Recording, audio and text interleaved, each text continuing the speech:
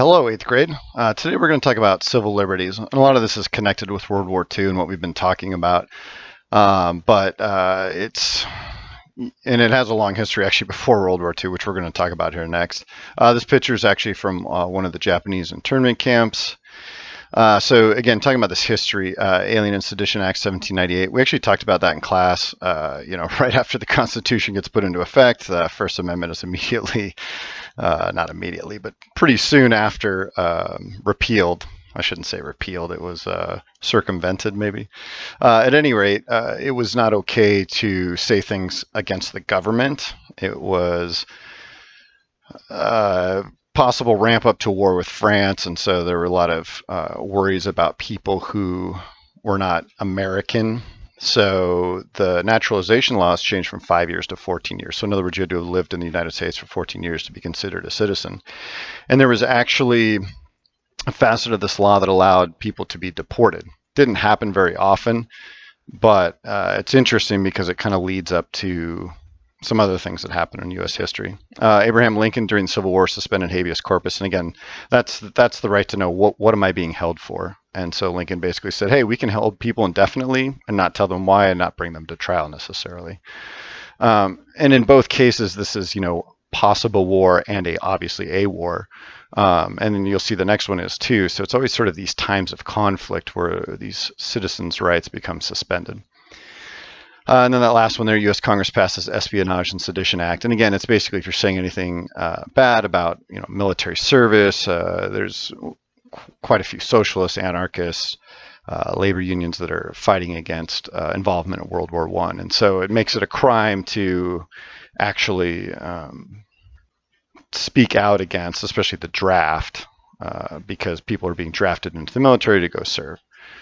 So that brings us to Japanese internment. So Pearl Harbor was bombed on 7 December 1941, which we talked about last week. So Executive Order 9066 is passed. And it doesn't say Japanese will be removed to internment camps. What it does say is the military can determine certain areas from which any or all persons may be excluded, which is kind of like the Immigration Act of 1924. It didn't specifically talk about Japanese, but that's who this is targeted towards. So 30 March 1942, a little over a month later, the first of people of Japanese descent are actually removed from their homes. And this is on Bainbridge Island, Washington, where I grew up. Many of these people were U.S. citizens. And, during the course of this Japanese internment, property and income loss are estimated over $4 billion for these families. So Gordon Hirabayashi, student at University of Washington, refused to be relocated. And so his case went to the Supreme Court, where he appealed under the Fifth Amendment. And there's a section there that talks about not being deprived of life, liberty, or property without due process of law. Well, obviously, there's no due process of law. It's just a military leader deciding these people shouldn't be here and moving them. But again, as we've seen before, military necessity trumped the U.S. Constitution. There's a term called fifth column, which is it was coined in the Spanish Civil War, but the idea is that the fifth column refers to civilians that are helping military forces outside of the area. And so that was the big fear with Japanese. Even though, like in Gordon Hirabayashi's case, I mean, this guy was born in Seattle, raised Christian, so not traditional Shinto or Buddhism from Japan. Went to Auburn High School, graduated Auburn High School, and was a student at the University of Washington. I mean, this guy is about as American as it gets, right? But being sent away to a internment camp simply because of his heritage. So after the war, or actually as the war is winding down, so a little bit before it ends, Japanese return. There's a picture you can see in Seattle, Washington, 1945.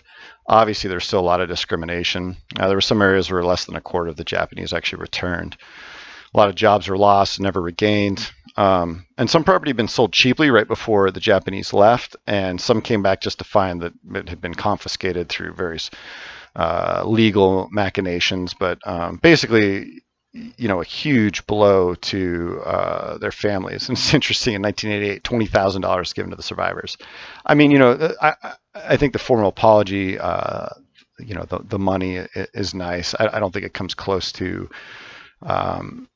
actually, making up for what happened. Again, some of these people lost businesses. and homes, and getting $20,000. At least this government acknowledged what happened, but it's pretty scant in the grand scheme of things. So talking about women, so a lot of stats up here. Basically, there was about 20% of the labor force was women in 1930, and that bumps up to 36%. Doesn't seem like a lot, but I mean that's over a 50% increase. And today it's 47%, so almost half of the working force is women. Even after World War II, unlike World War I, it didn't decrease rapidly. It never got really much lower than about a third, so 33%.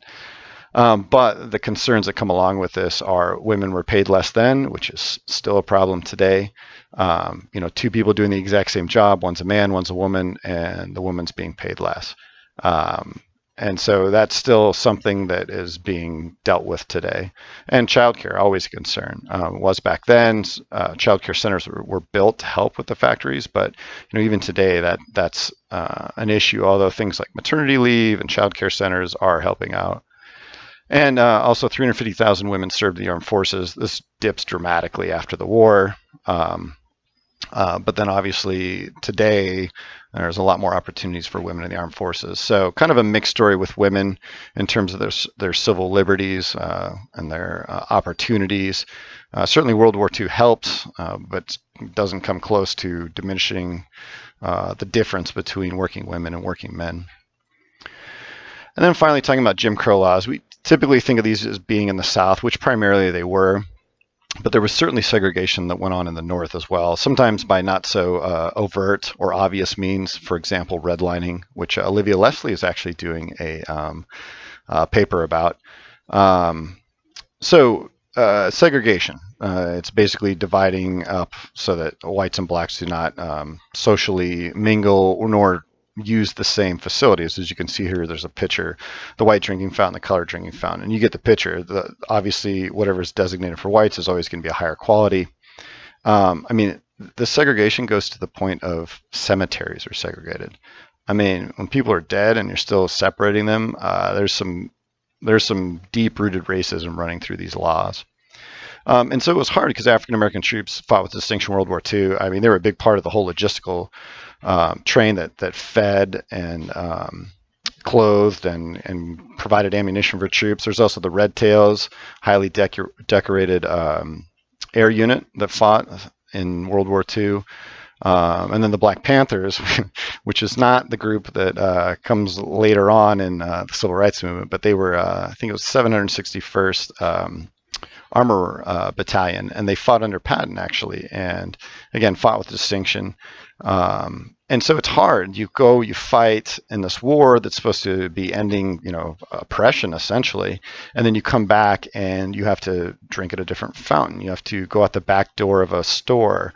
You have to sit in, the back of the bus or in a not so nice section of the restaurant, and it's hard to kind of equate those two things. Which leads me to my question for you that I want you to answer down in the comments. And I want you to think about this. I don't want some simple, they were racist. I get it.